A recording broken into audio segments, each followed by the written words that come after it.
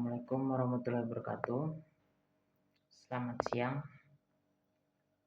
Sampai kita berjumpa lagi. Saya atas nama Muhammad Agung dengan NIM R1C123053 dari kelas A. Di mana video ini saya akan menjelaskan tentang dampak penambangan dan penggunaan batu bara. Di mana itu ada transformasi landscape, yaitu dampak lingkungan fisik penambangan batu bara, perubahan bentang alam, kegiatan pengupasan lapisan tanah, menutup overburden secara masif mengubah morfologi dan topografi wilayah tambang, menciptakan kawah besar dan tumpukan material. Kedua itu ada kerusakan tanah dan vegetasi. Hilangnya lapisan tanah subur dan vegetasi asli menyebabkan degradasi lahan, mengganggu ekosistem dan mengurangi keanekaragaman hayati secara drastis. Yaitu ada gangguan kestabilan lereng, itu penambangan menciptakan lereng buatan yang rawan longsor jika aspek geoteknik dan drainase tidak dikelola dengan baik. Itu cukup beresiko terhadap keselamatan pekerja dan masyarakat sekitar. Kemudian itu ada ancaman tak terlihat, yaitu pencemaran air dan udara akibat penambangan. Di mana aktivitas penambangan batu bara bukan hanya mengubah rupa bumi, tapi juga meningkatkan jejak pencemaran serius pada sumber daya air dan kualitas udara yang kita hirup. Ini mana itu pembentukan air asam tambang, oksida mineral sulfida, yaitu pirit, yang terpapar udara dan air membentuk air asam tambang AAT yang sangat korosif dan mencemari air permukaan serta air tanah, membahayakan kehidupan akuatik dan manusia. Kemudian ada kedua itu peningkatan kekeruan air. Limpasan sedimen dari area tambang terbuka membawa partikel tanah dan material halus ke sungai dan danau, meningkatkan kekeruhan air dan mengganggu proses fotosintesis organisme air. Ketiga itu ada pencemaran udara berupa debu, itu aktivitas peledakan, penggalian, pemuatan dan pengangkutan batu bara menghasilkan debu partikulat halus yang mencemari udara sekitar tambang, berisiko menyebabkan gangguan pernapasan. Itu ada konsekuensi global, yaitu dampak penggunaan batu bara, di mana emisi gas rumah kaca. Itu pembakaran batu bara adalah sumber utama emisi karbon dioksida CO2, gas rumah kaca yang berkontribusi besar terhadap perubahan iklim global dan pemanasan suhu bumi. Lepasan polutan udara, selain CO2, pembakaran batu bara melepaskan sulfur dioksida SO2, nitrogen oksida NOx, dan partikulat halus. Polutan ini menyebabkan hujan asam, kabut asap, dan berbagai masalah kesehatan pernapasan. Kemudian ada limbah batu bara, yaitu limbahnya itu sejenis abu. Ini masih sisa pembakaran batu bara menghasilkan limbah abu, fly ash, and bottom ash dalam jumlah besar. Limbah ini mengandung logam berat berbahaya dan memerlukan pengelolaan khusus agar tidak mencemari tanah dan air. Kemudian ada mitigasi dampak, yaitu upaya pengendalian lingkungan.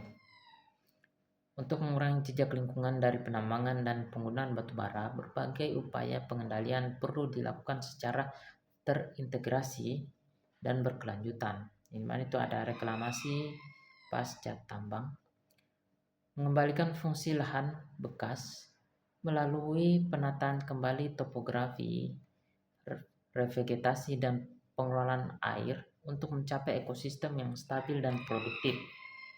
Kemudian ada pengelolaan air asam tambang, PAT, implementasi sistem drainase yang efektif dan teknik netralisasi AAT untuk mencegah kontaminasi perairan dan melindungi keanekaragaman hayati. Nah, penerapan teknologi bersih itu menggunakan teknologi pembakaran batu bara yang lebih efisien. Misalnya teknologi bersih batu bara, clean coal technology, untuk mengurangi emisi polutan dan gas rumah kaca. Kemudian ada pemanfaatan energi alternatif, itu adalah transisi bertahap menuju sumber energi terbarukan seperti tenaga surya, air, dan hidro untuk mengurangi ketergantungan pada batu bara. Kemudian ada dampak sosial dan ekonomi penambangan, itu dislokasi komunitas lokal. Pembukaan lahan tambang seringkali mengakibatkan pemindahan paksa masyarakat adat dan lokal, menghilangkan mata pencarian tradisional dan merusak ikatan sosial budaya mereka. Kemudian ada kesenjangan ekonomi, yaitu meskipun tambang menjanjikan lapangan kerja, manfaat ekonominya seringkali tidak merata, menciptakan kesenjangan antar pekerja tambang dan penduduk lokal yang kehilangan sumber daya mereka. Kemudian ada selain dampak lingkungan, penambangan batu bara juga menimbulkan tantangan sosial dan ekonomi yang signifikan bagi masyarakat di sekitar area operasi. Kemudian ada aspek kesehatan masyarakat, yaitu pencemaran lingkungan dari penambangan dan penggunaan batu bara memiliki implikasi serius terhadap kesehatan masyarakat, terutama mereka yang tinggal di dekat area tambang dan pembangkit listrik tenaga batu bara. Yaitu penyakit atau aspek kesehatan yang dapat mempengaruhi itu adalah penyakit pernapasan, yaitu paparan debu batu bara dan partikulat halus menyebabkan bronkitis, asma, silikosis, dan penyakit paru-paru obstruktif kronis PPOK. Kemudian keracunan logam berat, kontaminasi air dan tanah oleh logam berat dari AAT atau abu-abu bara dapat menyebabkan masalah neurologis, ginjal, dan kanker jika terkonsumsi. Kemudian ada resiko kanker juga. Beberapa polutan itu yang dipasang seperti hidrokarbon politisik aromatik PAH dan radioaktif bersifat karsinogenic dan meningkatkan risiko kanker. Nah, ada peran regulasi dan tata kelola penambangan.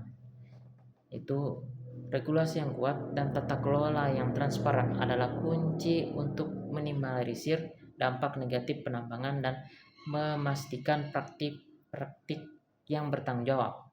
Jadi mana ada penegakan hukum lingkungan, pemerintah harus memastikan kepatuhan standar lingkungan melalui audit, pemantauan, dan sanksi tegas bagi pelanggar. Nah, partisipasi masyarakat itu melibatkan masyarakat lokal dan dalam pengembalian keputusan mulai dari pencemaran hingga pasca tambang untuk memastikan hak-hak mereka dihormati. Nah, ada transparansi dan akuntabilitas, itu mewajibkan perusahaan tambang untuk transparan dalam melaporkan data produksi, finansial, dan lingkungan serta bertanggung jawab atas dampaknya. Kemudian insentif berkelanjutan ini menolong investasi dalam teknologi bersih dan energi terbarukan melalui kebijakan fiskal dan non fiskal yang mendukung keberlanjutan. Itu ada transisi. Kemudian ada transisi energi menuju masa depan berkelanjutan, yang mana mengurangi ketergantungan batu bara dan beralih ke sumber energi yang lebih bersih adalah langkah krusial untuk melindungi planet kita. Itu tenaga surya, itu energi yang memanfaatkan panel surya untuk menghasilkan listrik, sumber energi yang melimpah dan bersih.